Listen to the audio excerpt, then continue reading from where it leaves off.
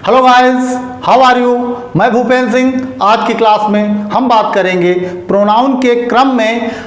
पिछली वीडियो में हम पढ़ चुके हैं रिलेटिव प्रोनाउन, या पिछली क्लास में रिलेटिव प्रोनाउन तक हम ऑलरेडी स्टडी कर चुके हैं। तो आज का हमारा टॉपिक है डिस्ट्रीब्यूटिव प्रोनाउन। आज हम बात करेंगे डिस्ट्रीब्यूटिव प्रोनाउन की। तो सबसे पहले जान लेते हैं डिस्ट्रीब्यूटिव प्रोनाउन होते क्या हैं। तो वह प्रोनाउन जो वाक्य में आए हुए व्यक्तियों या वस्तुओं में से प्रत्येक का बोध कराता है। डिस्ट्रीब्यूटिव प्रोनाउन जो है, किसी सेंटेंस में जो भी प्रोनाउन यूज हुए हैं या जो भी व्यक्ति या वस्तुओं को जिक्र किया गया है, उनमें सब में से प्रत्येक का बोध कराता हो, उसमें कोई छूटने ना पाए। आप ये कह सकते हो किसी सेंटेंस में जितने भी व्यक्ति या वस्तु का जिक्र किया गया है, उनमें से प्रत्येक का बोध कराता है। कौन?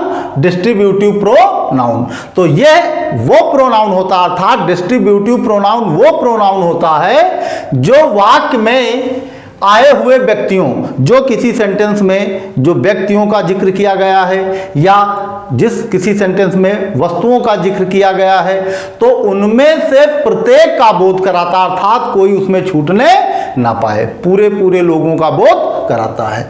तो यहाँ पर कुछ वर्ड्स हैं जो डिस्ट्रीब्यूटिव प्रोनाउन में यूज किए जाते हैं। वो वर्ड्स हमारे हैं ईच है, आइदर है, नाइदर है। ये ऐसे वर्ड्स हैं जिन्हें हम डिस्ट्रीब्यूटिव प्रोनाउन में यूज करते हैं। तो जैसे एग्जांपल के तौर पे हम देख लेते हैं कि कैसे हम दिए गए सेंटेंस में डिस्ट्रीब्यूटिव प्रोनाउन जो है वो आए हुए सेंटेंस में व्यक्तियों या वस्तुओं का बोध कैसे कराता। जैसे एक एग्जांपल है, मान लीजिए कि each of the boys can go. आप एग्जांपल ले लें कि मान लीजिए एग्जांपल है each of the boys, each of the boys, each of the boys can go, can go, can go. तो यहां पर ईच ऑफ द बॉयज हम पाते हैं कि डिस्ट्रीब्यूटिव प्रोनाउन यहां पे क्या यूज हुआ है? ईच। जो ईच वर्ड है ये डिस्ट्रीब्यूटिव प्रोनाउन है। और इस सेंटेंस का अर्थ क्या निकल रहा है? ईच ऑफ द बॉयज, अर्थात लड़कों में से प्रत्येक लड़का कैन गो, जा सकता है। मतलब जितने लड़के हैं, कुल जितने लड़कों का जिक्र किया गया है, उन सब लड़कों में से ईच ऑफ द बॉयज मतलब बच्चों में से प्रत्येक बच्चा, जितने भी लड़के हैं उन लड़कों में से प्रत्येक लड़का या प्रत्येक बच्चा कैन गो, क्या कर सकता है? जा सकता है। तो यहां पे दिखाया गया कि ईच ऐसा डिस्ट्रीब्यूटिव प्रोनाउन है जो सेंटेंस में जितने भी लोग आए हैं या जितने भी बच्चे प्रयुक्त किए गए हैं, जितने भी बच्चों का जिक्र हुआ सेंटेंस में, उनमें से प्रत्येक का बोध कराता है। अर्थात जितने भी बच्चे हैं सेंटेंस में, उसमें से प्रत्येक, ईच मीन्स प्रत्येक, उसमें से प्रत्येक बच्चा या प्रत्येक लड़का कैन गो, क्या कर सकता है? जा सकता है। अर्थात लड़कों में से प्रत्येक लड़का क्या कर सकता है? जा सकता है। ये तो एग्जाम्पल हुआ ईच का। आइए एक और एग्जाम्पल ले लेते हैं। मान लीजिए सेंटेंस दिया गया है neither of the two servants, neither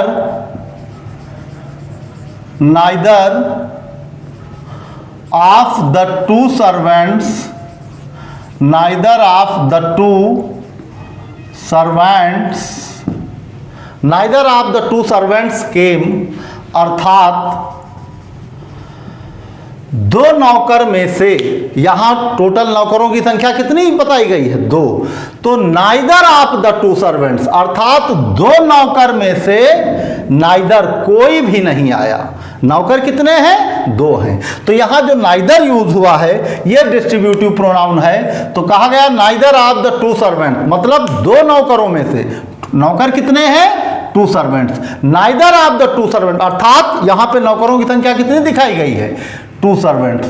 servant कितने हैं? दो। तो neither of the two servants अर्थात दो नौकरों में से नाइदर, नाइदर मीन्स कोई नहीं, और नाइदर नेगेटिव वर्ड होता है किसका? आइदर का। तो नाइदर दो लोगों के लिए प्रयोग किया जाता है, जहां दो लोगों को दिखाना हो या दो में से ना पहला ना दूसरा, दो में से ना पहला ना दूसरा। जब दोनों को ना दिखाना हो तो हम नाइदर यूज करते हैं। और ठीक इसके नाइदर का अपोजिट कौन सा वर्ड है? आइदर। तो आइदर वहां यूज किया जाता है जब दो में से या तो पहले की बात की जाए या दूसरे की बात की जाए, तो वहां हम आइदर यूज कर लेते हैं। आइदर दो लोगों के लिए यूज किया जाता है, दो व्यक्तियों या दो वस्तुओं के लिए यूज किया जाता है, लेकिन उन दो में से या तो पहले की बात की जाती है या दूसरे की बात की जाती है, तो वहां हम आइदर यूज करते हैं। आइदर का ही अपोजिट वर्ड है नाइदर। तो नाइदर भी दो लोगों के लिए यूज किया जाता है जब सेंटेंस में दो लोगों में से किसी को भी ना काम किया या किसी के द्वारा भी काम ना किया जाए। जैसे यहीं पे मान लीजिए दो नौकर थे और दो नौकर में से कोई भी नौकर नहीं आया, तो सेंटेंस क्या यूज हुआ? Neither of the two servants, अर्थात दो नौकरों में से, नौकर दो हैं और उन दो नौकरों में से नाइदर कोई भी नौकर नहीं आया, दो नौकर में से कोई भी नौकर नहीं आया, तो ये तो यूज हुआ नाइदर का। तो ईच है, आइदर है और नाइदर। तो आइदर और नाइदर ये दोनों शब्द एक दूसरे के अपोजिट हैं। आइदर का अपोजिट नाइदर होता है, जब नाइदर का पूछा जाए तो नाइदर का अपोजिट आइदर होता है। और ईच जो है किसी सेंटेंस में जितने भी लोग का जिक्र हुआ है उनमें से प्रत्येक की बात की जाती है और यही हमारा डिस्ट्रीब्यूटिव प्रोनाउन है।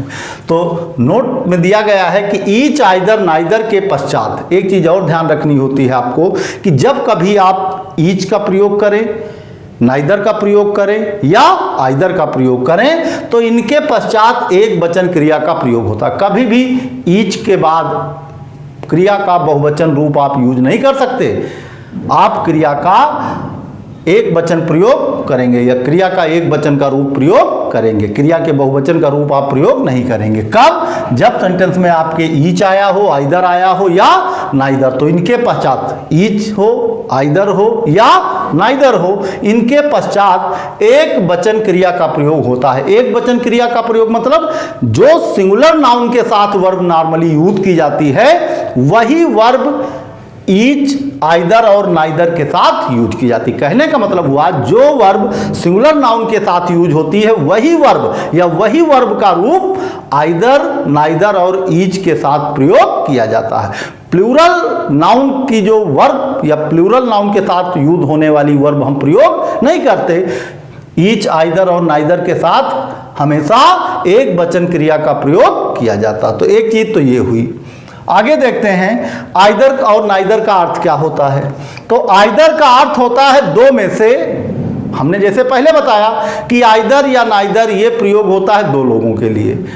तो आइदर का अर्थ है कि दो में से प्रथम या द्वितीय। जहां आइदर लगा होगा तो उसका मतलब दो लोगों का जिक्र किया गया होगा और उन दो में से या तो पहले की बात की गई होगी और या दूसरे की बात की गई होगी। एग्जाम्पल के लिए जैसे राम और श्याम की बात की जाती है तो हम कहेंगे आइदर राम और श्याम, या तो राम और या श्याम, दो में से किसी का जिक्र किया गया होगा तो वहां आइदर यूज करते हैं। और नाइदर का अर्थ होता है दो में से, क्योंकि नाइदर भी दो लोगों के लिए ही यूज होता, तो आइदर में दो में से किसी एक के लिए बात की जाती कि उसने वो काम किया या उसकी बारे में जो भी आप वर्णन करते हैं वो होता। लेकिन नाइदर में क्या होता कि दो लोगों की बात की जाती है। नाइदर का अर्थ है दो में से, ना पहला ना दूसरा। जैसे यहीं का बात की गई नाइदर की, यहां दो नौकर की बात की गई थी, लेकिन उन दो नौकर में से ना पहला आया ना दूसरा आया, मतलब दोनों नौकर में से कोई भी नौकर नहीं आया। इसलिए कहा गया था neither of the two servants came, मतलब दो सर्वेंट थे लेकिन दो में से ना तो पहला आया और ना ही दूसरा आया। तो नाइदर का अर्थ है दो में से ना प्रथम और ना द्वितीय, ना पहला या ना दूसरा। और यह आइदर का निगेटिव होता है। जैसा कि बताया गया कि नाइदर वर्ड जो होता है ये आइदर वर्ड का अपोजिट होता है।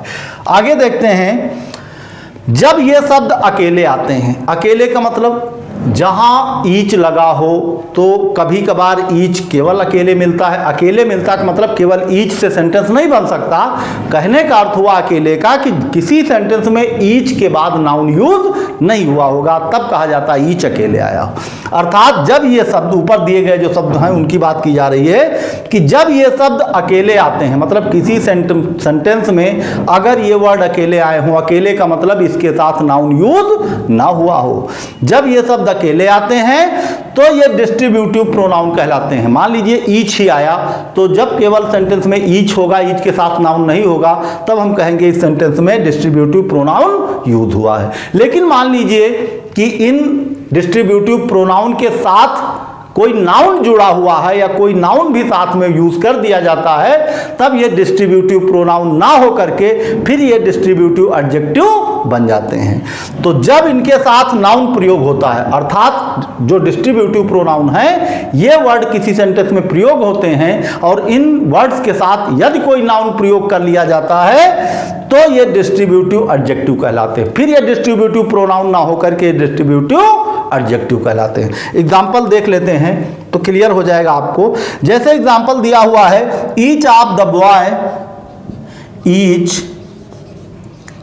Each of the boy, each of the boy, each of the boy got a prize, got a prize. Each of the boy got a prize, इसका मतलब each of the boys, each of the boys, लड़कों में से प्रत्येक लड़के को prize मिला। मतलब जितने भी लड़के थे उन लड़कों में से प्रत्येक लड़के को, देखो ईच ऑफ द बॉयज, लड़कों में से जितने भी लड़के रहे हों, चाहे 100 रहे हों, चाहे 50 रहे हों, चाहे 200 रहे हों, तो ईच ऑफ द बॉयज, लड़कों में से प्रत्येक लड़के को गॉट अ प्राइज, अर्थात लड़कों में से प्रत्येक लड़के को पुरस्कार मिला। तो यहां पे हम पाते हैं कि जो हमारा ईच है डिस्ट्रीब्यूटिव प्रोनाउन वो अकेले यूज हुआ है, अर्थात ईच के साथ कोई नाउन यूज नहीं हुआ है। तो हम कह सकते हैं कि ये हमारा डिस्ट्रीब्यूटिव प्रोनाउन है। ये हमारा क्या है? Distributive pronoun. ये हमारा डिस्ट्रीब्यूटिव प्रोनाउन है। और मान लीजिए कोई सेंटेंस ऐसा है जिसमें डिस्ट्रीब्यूटिव प्रोनाउन के साथ साथ नाउन भी प्रयोग कर दिया गया हो, तो फिर वो डिस्ट्रीब्यूटिव प्रोनाउन ना कहला के उसको हम डिस्ट्रीब्यूटिव एडजेक्टिव कहते हैं। जैसे उसके लिए भी एक एग्जांपल देख लीजिए, ईच बॉय, मान लीजिए यही सेंटेंस ऐसे लिख दिया जाए, ईच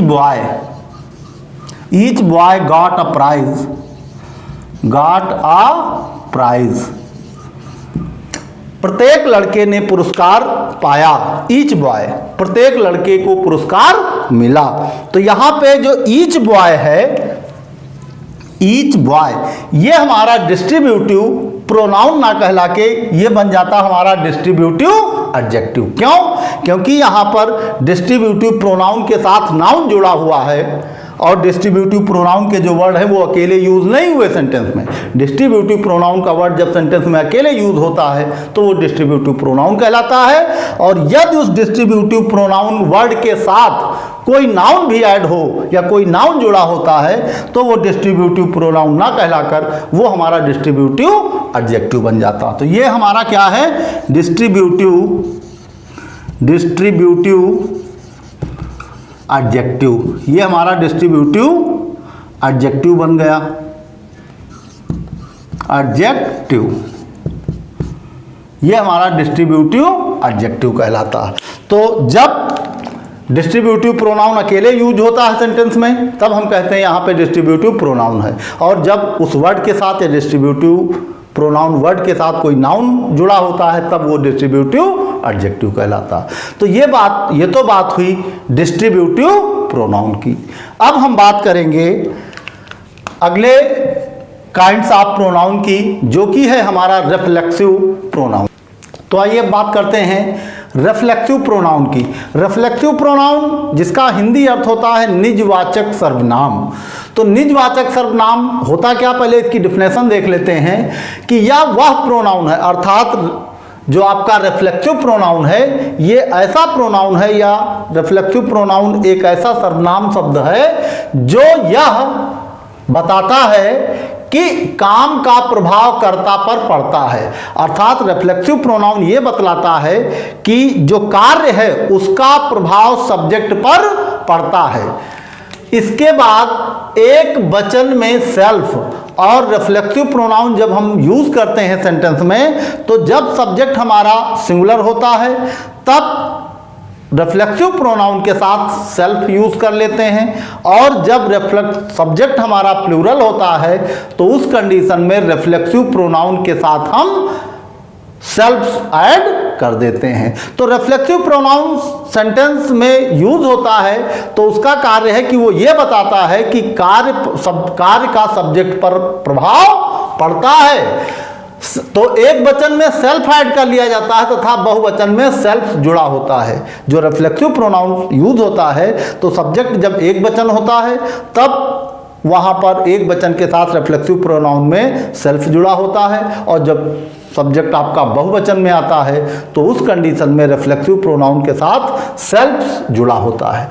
यह प्रायः क्रिया के पश्चात आता है, अर्थात सेंटेंस में जो रिफ्लेक्सिव प्रोनाउन है वो प्रायः वर्ब के बाद यूज होता, मतलब पहले सेंटेंस में सब्जेक्ट यूज हुआ होगा, उसके बाद वर्ब यूज होती है, और वर्ब के बाद ही रिफ्लेक्सिव प्रोनाउन सेंटेंस में यूज किया जाता है। तो ये वर्ब के पश्चात आता है। और एक चीज, रिफ्लेक्सिव प्रोनाउन का प्रयोग सकर्मक क्रिया के साथ होता है, मतलब रिफ्लेक्सिव प्रोनाउन का प्रयोग ऐसी वर्ब के साथ ही किया जाता है जो सकर्मक होती है, अर्थात ऐसी वर्ब्स जिनको अपना अर्थ प्रकट करने के लिए ऑब्जेक्ट की आवश्यकता होती है, या जो अपना अर्थ प्रकट नहीं कर पाती जब तक कि उनके साथ ऑब्जेक्ट जुड़ा ना हो। तो जैसा आपने पढ़ा है, वर्ब हमारी 2 टाइप्स की होती है, एक ट्रांसिटिव और एक इंट्रांसिटिव, एक सकर्मक क्रिया और एक अकर्मक क्रिया। तो सकर्मक क्रियाएं वो होती हैं जिनको अपना अर्थ प्रकट करने के लिए ऑब्जेक्ट की आवश्यकता होती है, अर्थात बगैर ऑब्जेक्ट के वो अपना अर्थ प्रकट नहीं कर पाती, वो कहलाती हैं सकर्मक क्रिया।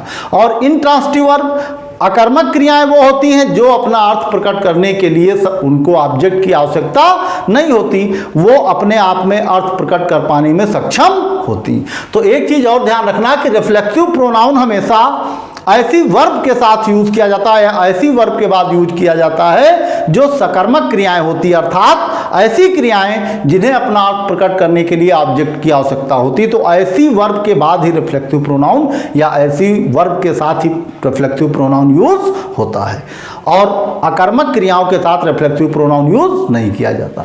तो एग्जाम्पल के थ्रू हम देख लेते हैं, फिर से एक बार डिफिनेशन हम रिमाइंड कराए दे रहे हैं, दोहरा दे रहे हैं कि रिफ्लेक्सिव प्रोनाउन एक ऐसा प्रोनाउन होता है जो हमें यह बताता है कि वाक्य में या सेंटेंस में कार्य का प्रभाव कर्ता पर पड़ता है।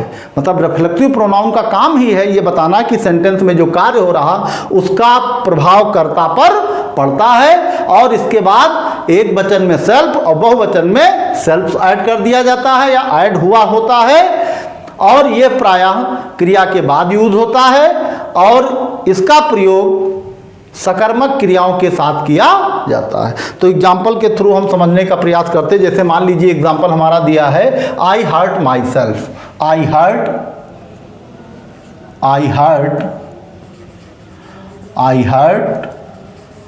My self, I hurt myself. तो आप कहेंगे यहाँ आई तो फर्स्ट पर्सन है, और नॉर्मल सेंटेंसेस में जो फर्स्ट पर्सन के साथ वर्ब होती हैं वो प्लूरल वाली यूज की जाती, लेकिन आई जो है भले फर्स्ट पर्सन है लेकिन है तो एक वचन, मैं 2-4 तो हूँ नहीं, मैं हूँ तो एक है। तो जब एक वचन करता होगा तब उसके साथ सेल्फ जुड़ा हुआ होगा। तो यहां पे देखते हैं हम, आई हर्ट माई सेल्फ। आई हम यहां पाते हैं कि दिए गए सेंटेंस में जो सब्जेक्ट है वो आई है, फर्स्ट पर्सन जरूर लेकिन है वो एक वचन। तो एक वचन होने पर यहां क्या जुड़ गया, आई के साथ, आई का माई होता है और माई के साथ क्या जुड़ गया, सेल्फ। तो जब कर्ता एक वचन होता है तब रिफ्लेक्सिव प्रोनाउन में या रिफ्लेक्सिव प्रोनाउन जो यूज हुआ होगा सेंटेंस में उसमें सेल्फ जुड़ा होता है।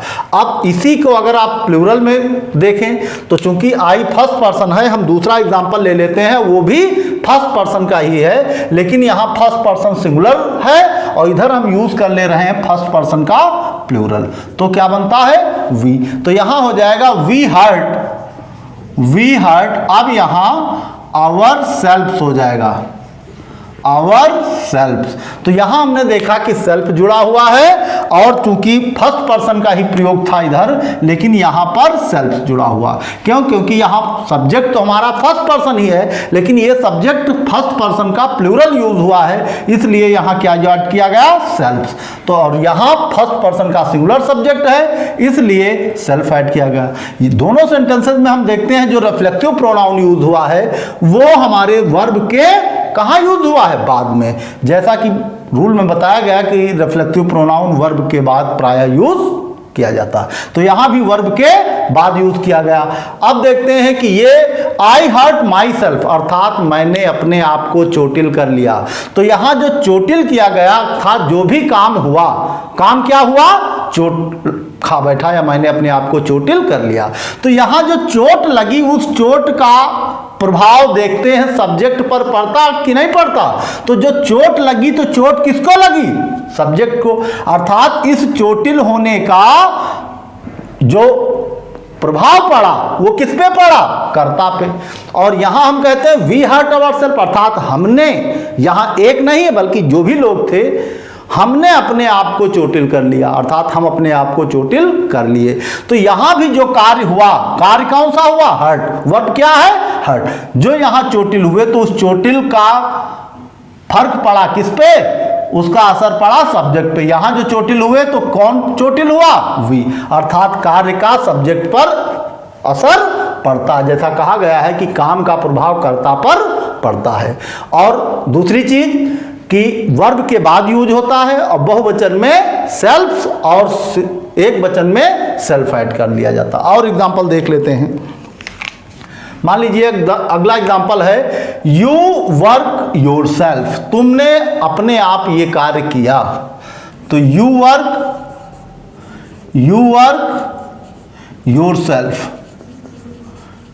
You work your self. तो यहां हम देखते हैं कि तुमने अपना काम किया। यहां पे हम पाते हैं सब्जेक्ट हमारा जो है वो क्या है? Second person. और सेकेंड पर्सन में सिंगुलर है कि प्लूरल? तो सेंटेंस को देखकर हम कह सकते हैं कि ये जो सब्जेक्ट यू यूज हुआ है ये सिंगुलर में यूज हुआ, अर्थात तुम एक के लिए बात की गई है कि तुम यू वर्क योर सेल्फ, तुम अपने आप काम करते हो या तुम काम करते हो किसके द्वारा? अपने आप काम कर लेते हो। तो यू वर्क, यहां वर्क का प्रभाव पड़ा किस पे? सब्जेक्ट पे। वर्क जो वर्ब है उस वर्ब का प्रभाव किस पे पड़ रहा? जो भी कार्य हो रहा उस कार्य का प्रभाव पड़ता है किस पे?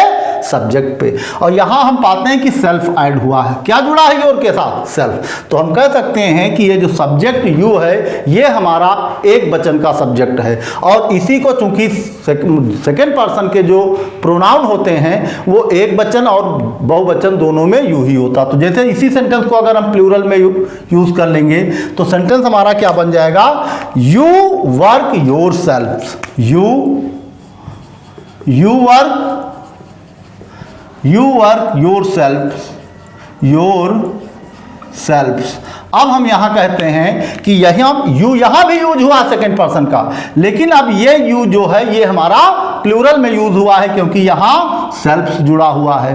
तो यू वर्क योर सेल्फ, यहां भी वर्क का प्रभाव किस पे पड़ता है? जो भी कार्य हो रहा है उसका प्रभाव सब्जेक्ट पर पड़ता है। जैसा कि कहा गया है कि ये वो प्रोनाउन होता है जो ये बताता है कि काम का प्रभाव किस पर पड़ता है? कर्ता पर। अगला एग्जाम्पल और देखते हैं। जैसे मान लीजिए एग्जाम्पल दिया हुआ है कि दे इग्नोर्ड themselves, दे। तो यहां पे हम पाते हैं कि यहां पे सब्जेक्ट हमारा क्या है? सब्जेक्ट यहां पे हमारा है प्लूरल। तो दे इग्नोर्ड, उन्होंने दे इग्नोर्ड, क्योंकि यहां दे है तो यहां क्या होगा? themselves। और themselves क्यों होगा? क्योंकि यहां प्लूरल है। दे इग्नोर्ड themselves। और यहां पे हम पाते हैं कि थर्ड पर्सन का सब्जेक्ट हमारा है, लेकिन थर्ड पर्सन का प्लूरल यूज हुआ है सब्जेक्ट। तो दे इग्नोर्ड, यहां पे इग्नोर अनदेखा करना, तो इग्नोर्ड हमारी वर्ब है। इस इग्नोर्ड का असर किस पे पड़ रहा है? दे पे अर्थात सब्जेक्ट पे। और चूंकि सब्जेक्ट हमारा प्लूरल है तो यहाँ सेल्फ ना ऐड करके हमने क्या ऐड किया है, सेल्फ। तो जैसे अगला है, अगला एग्जांपल और देख लेते हैं। द कैट सीटेड इटसेल्फ, मान लीजिए सब्जेक्ट हमारा क्या है, the cat seated itself, the cat seated itself, the cat seated itself on the table, on the table, on the table, अर्थात बिल्ली ने अपने आप को कहाँ बिठा दिया, टेबल पे। तो यहाँ हम पाते हैं कि जो हमारा सब्जेक्ट है द कैट, और द कैट क्या है, सिंगुलर नाउन अर्थात एक वचन है। और सीटेड, जो सीटेड बैठी, तो सीटेड का या बैठने का फर्क किस पे पड़ रहा है, इसका फर्क पड़ रहा है या इसका प्रभाव किस पे पड़ रहा है, सब्जेक्ट पे, कर्ता पे। और चूंकि जैसा बताया गया है कि छोटे जीव जंतु और पशु पक्षी, इनके साथ इट यूज कर लिया जाता है सब्जेक्ट के तौर पे। तो यहाँ द कैट के लिए क्या यूज किया गया, इट। और चूंकि द कैट सिंगुलर में है तो इसलिए इट के साथ क्या जुड़ गया, सेल्फ। तो यहाँ सेंटेंस क्या हुआ, the cat seated itself on the table, अर्थात बिल्ली ने अपने आप को टेबल पर बिठा दिया। तो यहाँ पे जो भी अंडरलाइन वर्ड्स हैं ये हमें दिखाते हैं कि दिए गए सेंटेंस में ये रिफ्लेक्सिव प्रोनाउन यूज हुए हैं। और रिफ्लेक्सिव प्रोनाउन सेंटेंस में हमेशा प्रायः वर्ब के बाद यूज होते हैं, और ये बताने के लिए यूज होते हैं कि सेंटेंस में या काम का प्रभाव कर्ता पर पड़ता है। और रिफ्लेक्सिव प्रोनाउन प्रायः सकर्मक क्रियाओं के साथ यूज होते हैं, अर्थात अकर्मक क्रियाओं के साथ इनका प्रयोग नहीं किया जाता। तो ये तो हुए रिफ्लेक्सिव प्रोनाउन। अब हम बात करेंगे एम्फैटिक प्रोनाउन की। तो आइए बात करते हैं एम्फैटिक प्रोनाउन की। दृढ़ता सूचक सर्वनाम, तो ऐसा सर्वनाम या ऐसा प्रोनाउन जो सब्जेक्ट पर या दिए गए सेंटेंस के कर्ता पर जो बल डालता है वही सर्वनाम हम एम्फैटिक प्रोनाउन कहलाता है। तो डिफिनेशन देख लेते हैं कि जो प्रोनाउन, ऐसा प्रोनाउन या ऐसा सर्वनाम सेंटेंस में सब्जेक्ट पर बल डालते हैं, या ऐसे प्रोनाउंस जो सेंटेंस में सब्जेक्ट पर बल डालते हैं वे एम्फैटिक प्रोनाउन कहलाते हैं। ऐसे प्रोनाउन ही एम्फैटिक प्रोनाउन कहलाते हैं। इनका काम क्या होता है सेंटेंस में कि ये सब्जेक्ट, जो सेंटेंस में सब्जेक्ट यूज हुआ होता है उस सब्जेक्ट पर बल देते हैं। ये प्रोनाउन सदैव नॉमिनेटिव केस में यूज होते हैं। और इनकी खासियत क्या है कि ये प्रोनाउंस जो हैं ये हमेशा सब्जेक्टिव केस में यूज होते हैं। इन प्रोनाउन में सेल्फ या सेल्फ लगा दिया जाता है, और इन प्रोनाउन में भी रिफ्लेक्टिव प्रोनाउन की तरह सिंगुलर होगा तो सेल्फ लगा देते हैं, और प्लूरल होगा तो सेल्फ उसके बाद में ऐड कर देते हैं, ठीक रिफ्लेक्टिव प्रोनाउन की तरह। तो रिफ्लेक्सिव प्रोनाउन की तरह। और किंतु ये क्रिया से पहले प्रयोग किए जाते हैं। एक और अंतर है इनमें रिफ्लेक्सिव प्रोनाउन से कि रिफ्लेक्सिव प्रोनाउन वर्ब के बाद यूज होते थे, लेकिन ये एम्फैटिक प्रोनाउन ये वर्ब से पहले यूज होते हैं। एक तो ये अंतर हो गया दोनों में। और ये सब्जेक्टिव केस में यूज होते हैं। जो एम्फैटिक प्रोनाउन है ये सब्जेक्टिव केस कह लो या नॉमिनेटिव केस में यूज होते हैं, जबकि रिफ्लेक्टिव प्रोनाउन ऑब्जेक्टिव केस में यूज होते हैं।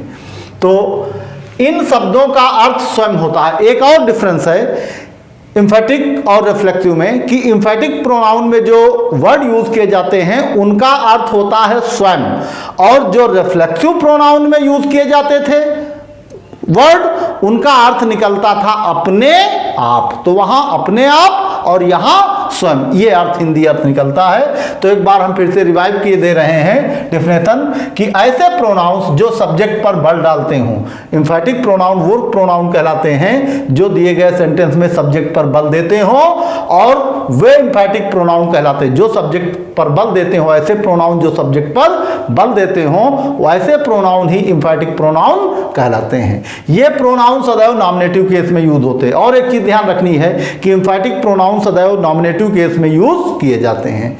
इन प्रोनाउंस में सेल्फ या सेल्फ जोड़ा जाता है, और इन प्रोनाउंस में जो एम्फैटिक प्रोनाउंस हैं इनमें भी सेल्फ या सेल्फ जुड़ा होता है। किसके समान? जैसे रिफ्लेक्सिव प्रोनाउन में जुड़ा होता था। किंतु ये क्रिया से पहले यूज होते हैं। हाँ, एक और अंतर है इनमें। क्यों ये रिफ्लेक्सिव प्रोनाउन से भिन्न है? क्योंकि वो रिफ्लेक्सिव प्रोनाउन जो था वो वर्ब के बाद यूज हो जाता था, लेकिन ये प्रोनाउन वर्ब से पहले यूज होता है। तो कुछ एग्जाम्पल देख लेते हैं ताकि आप ठीक ढंग से क्लियरली इसे समझ पाए। मान लीजिए एग्जाम्पल दिया हुआ है कि I myself did it. मान लीजिए एग्जाम्पल दिया हुआ है आई माई सेल्फ डिड इट, अर्थात मैंने इसे स्वयं किया, मैंने इसे स्वयं किया। तो यहां पे आई माई सेल्फ, सॉरी माई करके छोड़ दिया है, आई माई सेल्फ क्या होगा? I myself did it, I myself did it, I myself did it, did it. अब सेंटेंस का अर्थ निकलेगा कि I myself did it, मैंने इसे स्वयं किया। तो यहां पे जो माई सेल्फ है हम कह सकते हैं कि ये हमारा एम्फैटिक प्रोनाउन है और ये वर्ब से पहले यूज हुआ है। माई सेल्फ बल दे रहा है किस पे? सेंटेंस के सब्जेक्ट पे अर्थात आई पे।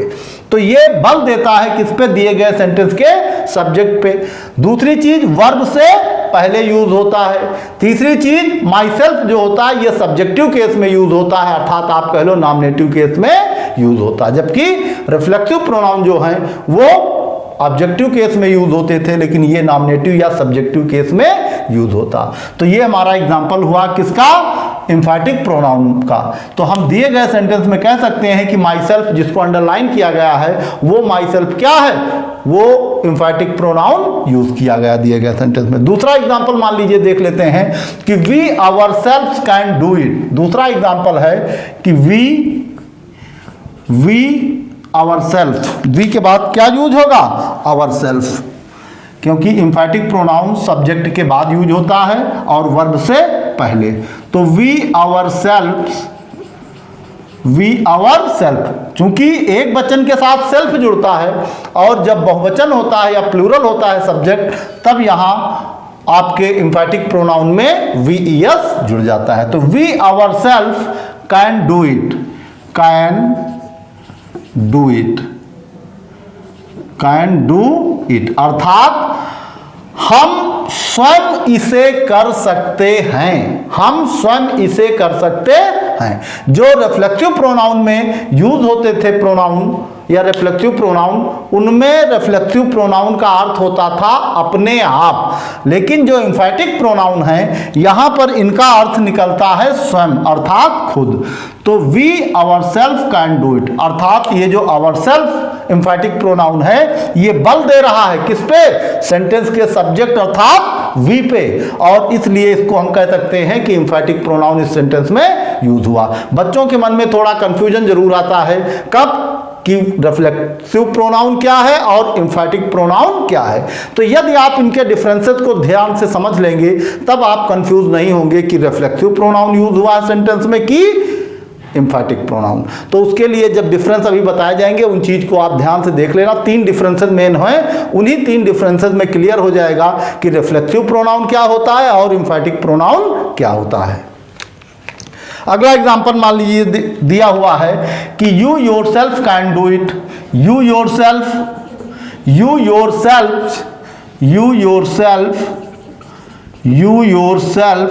कैन डू इट, या कैन डू इट कह लो या कैन सी इट, आप स्वयं इसे देख सकते हैं। You yourself can see it, तुम खुद इसे देख सकते हो। तो यहां पे हम पाते हैं कि हमारा जो सब्जेक्ट यू सेकेंड पर्सन का है ये सिंगुलर का है, क्योंकि यहां क्या यूज हुआ है? सेल्फ यूज ना होकर के सेल्फ यूज हुआ है। तो हम ये कह सकते हैं कि ये सेकेंड पर्सन यू जो है ये सिंगुलर में यूज किया गया कि तुम खुद देख सकते हो या खुद तुम इसे देख सकते हो। तो यहां पे योरसेल्फ जो है वो बल दे रहा है किस पे? सब्जेक्ट पे, और सब्जेक्ट यहां क्या है? यू। तो योरसेल्फ जो है ये एम्फैटिक प्रोनाउन है क्योंकि ये वर्ब से पहले यूज हुआ है, एक चीज। दूसरी चीज कि ये बल दे रहा है किस पे? सब्जेक्ट पे। तीसरी चीज सब्जेक्टिव केस में यूज हुआ है। ये किस केस में यूज हुआ है? सब्जेक्टिव केस में। इसका अर्थ स्वयं निकलता है। अगला एग्जांपल देखते हैं, एक और एग्जांपल देख लेते हैं कि they themself did this work. मान लीजिए दे देमसेल्फ दे देमसेल्फ, उन्होंने खुद या उन्होंने स्वयं डिड दिस वर्क, इस काम को किया, डिड दिस वर्क। यहां पे हम पाते हैं कि themselves ये हमारा एम्फैटिक प्रोनाउन है, और चूंकि सब्जेक्ट हमारा प्लूरल का है इसलिए them के साथ सेल्फ ना जुड़ करके सेल्फ जुड़ा हुआ है, तो सेंटेंस हमारा क्या बना, दे themselves did this work, अर्थात उन्होंने, यहां पे सब्जेक्ट हमारा थर्ड पर्सन का प्लूरल है, तो थर्ड पर्सन का चूंकि प्लूरल है तो प्लूरल के साथ सेल्फ जुड़ा हुआ है, और ये themselves जो है ये बल दे रहा है किस पे, सेंटेंस के सब्जेक्ट पे अर्थात दे पे। तो उन्होंने स्वयं या उन्होंने खुद डिड दिस वर्क, इस काम को किया। तो एम्फैटिक प्रोनाउन का कार्य ही होता है कि दिए गए सेंटेंस में जो सब्जेक्ट होता है उस सब्जेक्ट पर एम्फैटिक प्रोनाउन बल देता है, और ये वर्ब से पहले यूज होता है एज अ नॉमिनेटिव केस, या नॉमिनेटिव केस में यूज होता है, वर्ब के पहले यूज होता है, और इसका अर्थ जो एम्फैटिक प्रोनाउन होता है इसका अर्थ क्या निकलता है, स्वयं या खुद। तो they themself did this work, उन्होंने खुद इस कार्य को किया। जैसे एक एग्जांपल और देख लेते हैं, ही हिमसेल्फ, चूंकि यहां अब ही थर्ड पर्सन का प्रोनाउन यूज हुआ है और ये सिंगुलर प्रोनाउन है, सिंगुलर नाउन का प्रोनाउन यूज हुआ है ही, तो ही के साथ हमने क्या जोड़ा, सेल्फ। जैसा आपको पता है कि जब आपका सब्जेक्ट प्लूरल में होगा तब सेल्फ जुड़ेगा, सिंगुलर में होगा तो सेल्फ जुड़ेगा। तो ही हिमसेल्फ, उसने खुद, रोट द स्टोरी, मान लीजिए सेंटेंस है he himself wrote the story,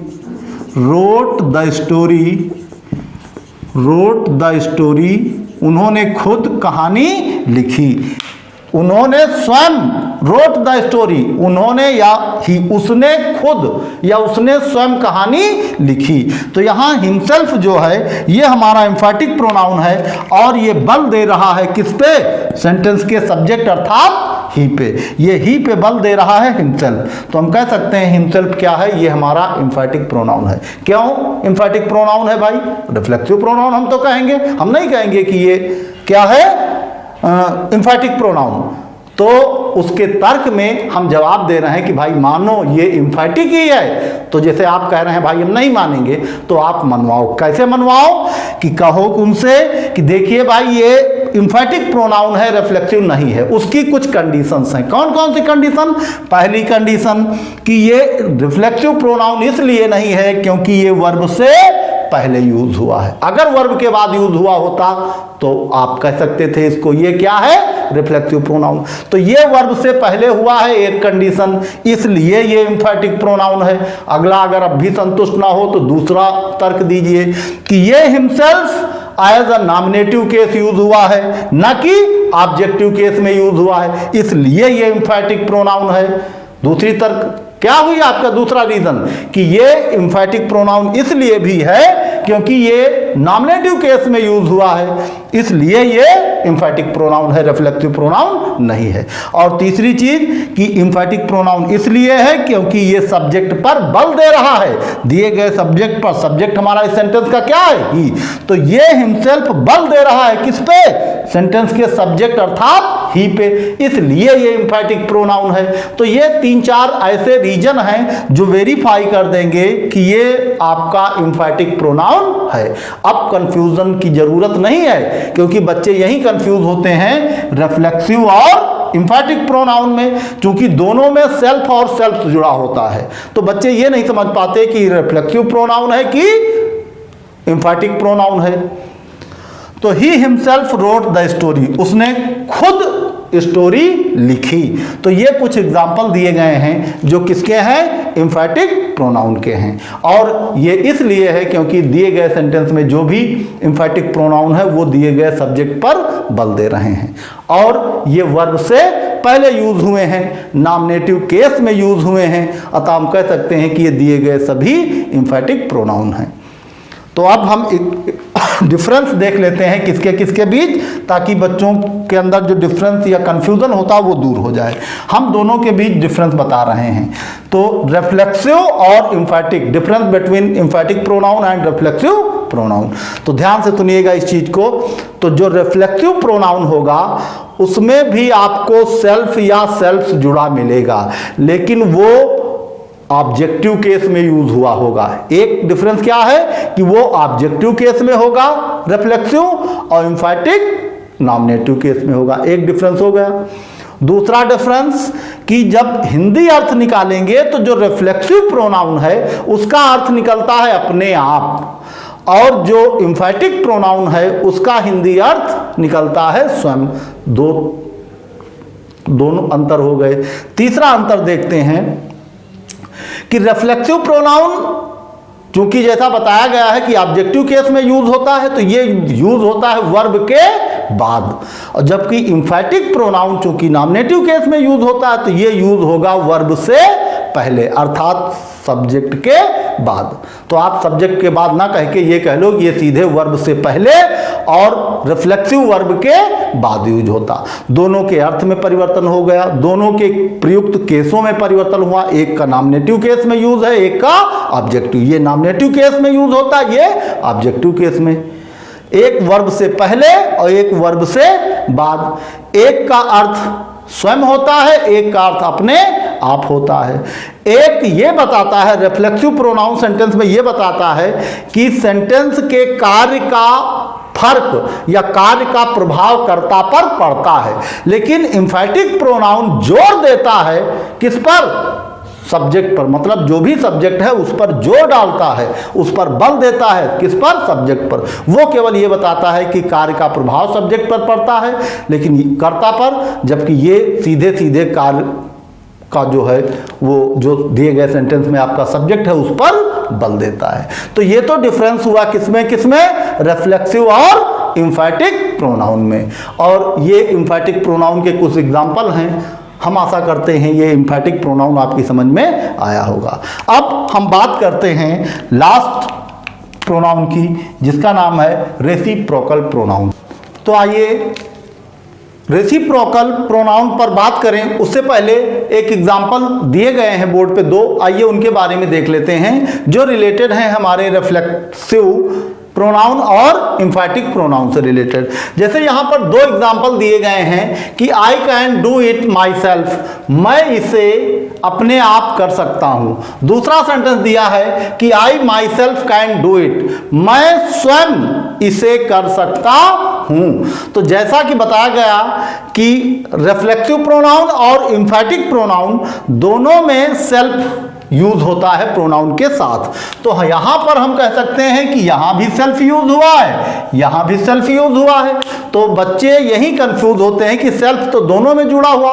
अब कैसे आप उसे मानेंगे कि वो रिफ्लेक्सिव प्रोनाउन है या एम्फैटिक प्रोनाउन है? तो अगर आपको वो तीन डिफरेंसेस पता हैं तो आप इजीली पता कर सकते हैं कि दिए गए सेंटेंस में जो ये माई सेल्फ यूज हुआ है ये एम्फैटिक प्रोनाउन है या रिफ्लेक्सिव प्रोनाउन। तो जैसा कि बताया गया था कि रिफ्लेक्सिव प्रोनाउन में जो रिफ्लेक्सिव प्रोनाउन होता है वो ऑब्जेक्टिव केस में यूज होता। पहली बात तो वो ऑब्जेक्टिव केस में यूज होता, दूसरी चीज वो वर्ब के बाद यूज होता। तो दोनों सेंटेंसेस में देखते हैं कि जो माई सेल्फ प्रोनाउन के साथ सेल्फ जुड़ा हुआ है तो ये सब्जेक्टिव केस में है कि ऑब्जेक्टिव केस में? तो पहले सेंटेंस में हम पाते हैं कि ये ऑब्जेक्टिव केस में यूज हुआ है।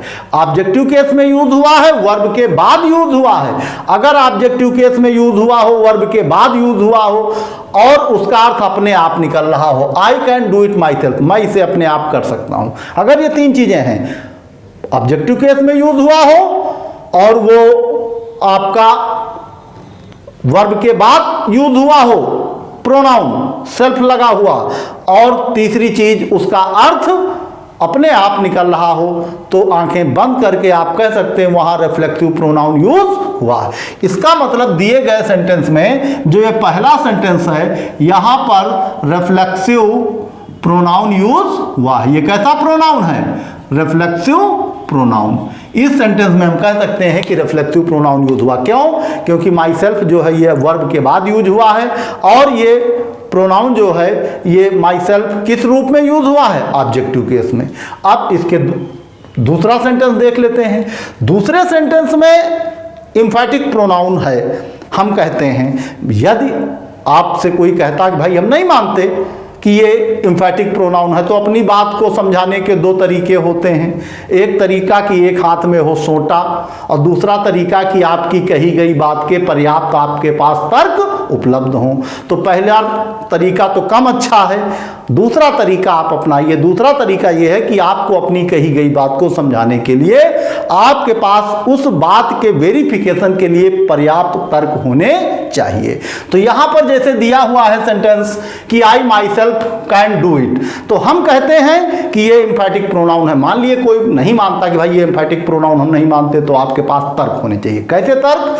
पहली चीज कि इस दिए गए सेंटेंस में जो माई सेल्फ, माई के साथ सेल्फ जुड़ा है, तो सेल्फ तो आपको रिफ्लेक्सिव और एम्फैटिक दोनों में मिल जाएंगे, लेकिन ये वर्ब से पहले यूज हुआ। पहली चीज कि ये वर्ब से पहले यूज हुआ है।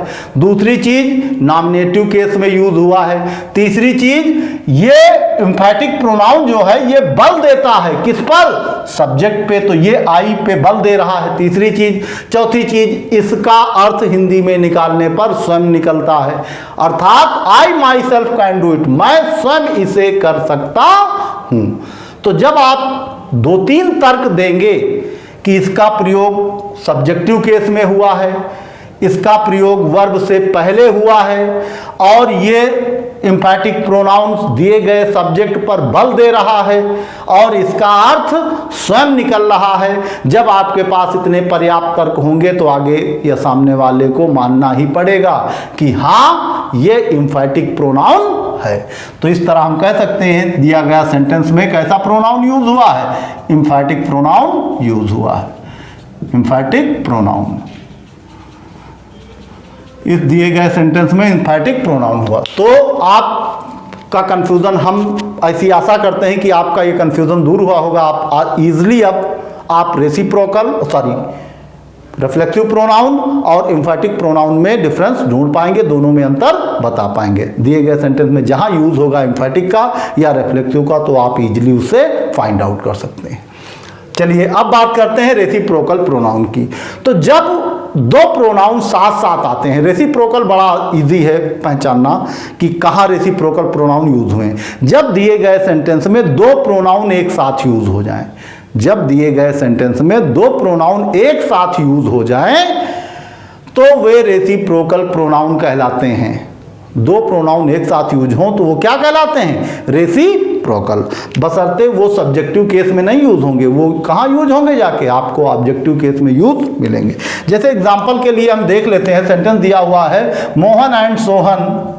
मान लीजिए दिया हुआ है Mohan and Sohan, Mohan and Sohan, Mohan and Sohan loved each other, Mohan and Sohan loved each other, each other. Mohan और सोहन एक दूसरे से प्रेम करते थे या एक दूसरे को चाहते थे। तो यहां पर हम पाते हैं कि दो प्रोनाउन यूज हुए हैं। कौन से?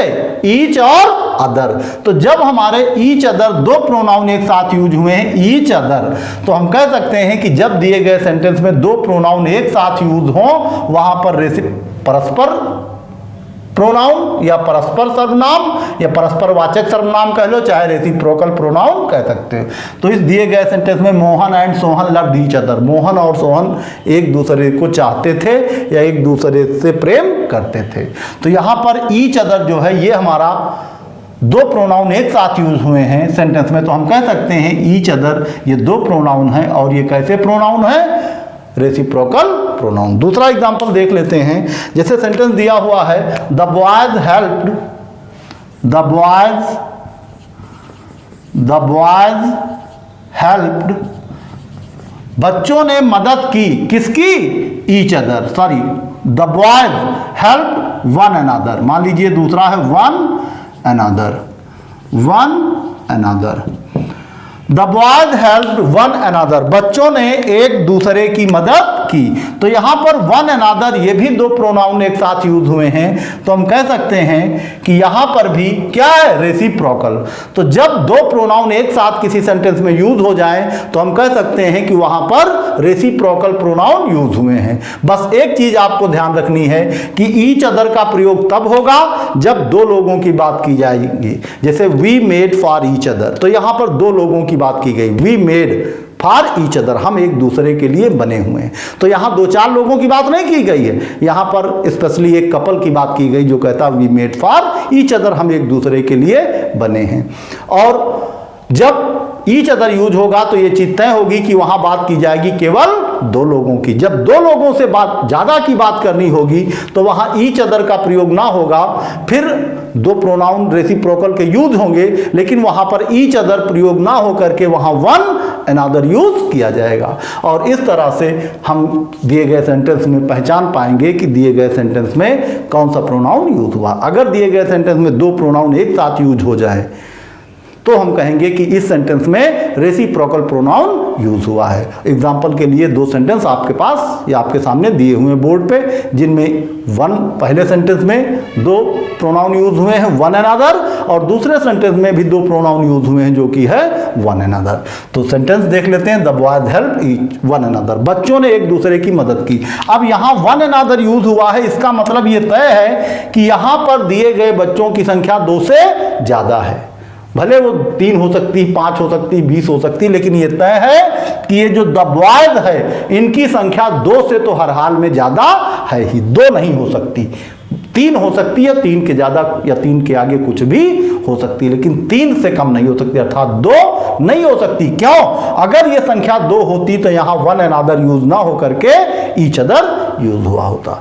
तो ईच अदर का प्रयोग दो लोगों के लिए और दो लोगों से ज्यादा के लिए one another reciprocal pronoun use किए जाते हैं।